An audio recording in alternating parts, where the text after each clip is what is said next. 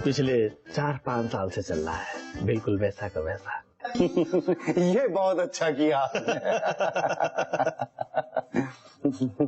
अरे प्यारेलाल जी बेफिक्र रहिए, ये सिन्हा साहब हैं हमारे आदमी, आप बेफिक्र होके बोलिए। क्या है राम लखन जी, आप तो बड़े आदमी बन गए हैं भाई, मिलना तो दूर आप हमारा फोन तक नहीं उठाते आजकल। अब क्या करें, लाखों करोड़ों की मिनिस्ट्री है, संभालना आसान है क्या? नहीं, देखिए उसकी कोई जरूरत नहीं है। अब ऐसा है ना कि हम आपके शुभचिंतक हैं, इसीलिए आपको आगाह करने आए थे। कैसा आगाह? हाई कमांड की नजर आजकल आप पे बहुत ज्यादा है, बस यही बताने आए थे आपको। ऐसा क्या कर दिया हमने? अब इतना ज्यादा भोले भी मत बनिए राम लखन जी, आप अच्छी तरह से जानते हैं कि आपके मतदान क्षेत्र में पार्टी 4 सीट हारी है, पूरे 4, इसी स्टेट इलेक्शन में। चुनाव में तो हार जीत लगी रहती है, ये तो पार्टी के हाई कमांड को भी मालूम। जानती है, क्यों नहीं जानती है। और पार्टी इस बात को लेकर चिंता में भी है कि लगातार कॉन्स्टिट्यूंसी की शिकायतों को लेकर क्या करना है। शिकायतें? कैसी शिकायतें? अरे यही कि अभी तक आपने अपने इलाके में कोई काम नहीं किया, और तो और लोग पड़ोसी राज्य के चौधरी बाबू से आपकी तुलना कर रहे हैं। अरे वो शेर रेल मंत्री है, उन्होंने एक डिवीजन खोल दिया और 25,000 लोगों को नौकरी दे दी, अपनी सीट पक्की कर ली। हाँ बिल्कुल सही कहा। अब आए ना आप असली पटरी में। देखिए राम लखन जी, हमारे इलाके में बेरोजगारी सबसे बड़ा मुद्दा है। अब हम क्या करें? सेंट्रल मिनिस्टर, शिपिंग, जहाज रानी, हमारे राज्य में तो समुद्र का किनारा भी नहीं है। अरे 1947 से हम आवाज लगा रहे हैं कि कोई हमारी आवाज सुने कि समुद्र का 1 सेंटीमीटर का किनारा हमें दे दो, लेकिन कोई सुनता ही नहीं। ऐसे तो हम करें तो क्या करें है? पर कुछ न कुछ तो करना होगा ना राम लखन जी, वरना अगले इलेक्शन में टिकट गया हाथ से समझो। अब कुछ तो करना ही पड़ेगा। सिन्हा साहब। Yes sir. हमारे पास कितने तक की पावर है? सर किसी भी एक काम के लिए आपके पास 40 लाख तक की पावर है।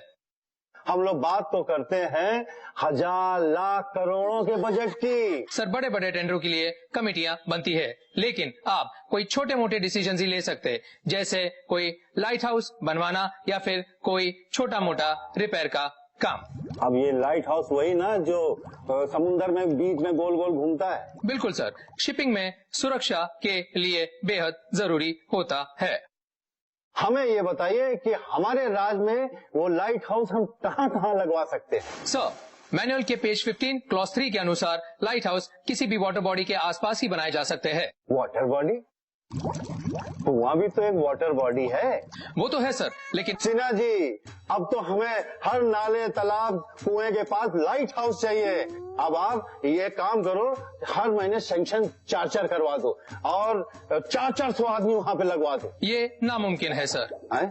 क्योंकि रूल बुक के मुताबिक किसी भी वाटर बॉडी के आस पास कम से कम 100 मीटर तक पानी होना चाहिए। ये तो बहुत अच्छा हुआ है, ये पानी लो और इधर उधर छिड़क दो। बात खत्म और 200 आदमियों को काम पे लगा दो। राम लखन जी आपने तो एकदम कमाल कर दिया। बिल्कुल। और रिपेयर के लिए कितना बजट है सिन्हा जी? 3 साल में 25 लाख। 300 लाइट हाउस अगर हम लगवाते हैं सिन्हा जी, तो उसमें से 100 की रिपेयरिंग तो करवा ही सकते हैं हर साल। यदि डैमेज होता है तो ही सर। ये तो और अच्छी बात हो गई है। रिपेयरिंग के लिए 200 आदमी और तोड़ फोड़ के लिए 100 आदमी और लगवा सकते हैं। प्यारे लाल जी हमारे राज्य की हवाई कुछ ऐसी है कि सब चीज टूट फूट जाती है। लेकिन सर ये सारे खर्चे हमारे डिपार्टमेंट के बजट में बैठने मुश्किल है। जहाँ चाह वहाँ रहा। सुनो, ये जो केंद्र सरकार की रोजगार वाली योजना है ना, उसमें हमारा प्लान कहाँ बैठता है। और ऐसा करो कि रोजगार भी मिल जाए और पार्टी वालों को भी लगे कि रोजगार की स्कीम तैयार हो गई और हमारा भी काम बन जाए। है? सबका फायदा होना है। वाह राम लखन जी वाह, क्या दिमाग पाया है आपने, आप तो एकदम जीनियस हैं। बस राम लखन जी आप समझ लीजिए कि अगले चुनाव में आपको और आपके समर्थकों को इलेक्शन टिकट के लिए मेहनत नहीं करनी पड़ेगी बस। सिन्हा साहब। Yes sir. कल एक लेटर आया था, एक लड़का है जिसका नाम है विजय, है उससे कहिए कि वो मुझसे आकर मिले और प्यारे लाल जी को चाय पानी करवाइए। वैसे भी शिपिंग वाले तो मेहमान नवाजी के लिए जाने जाते हैं। Yes sir, see you sir.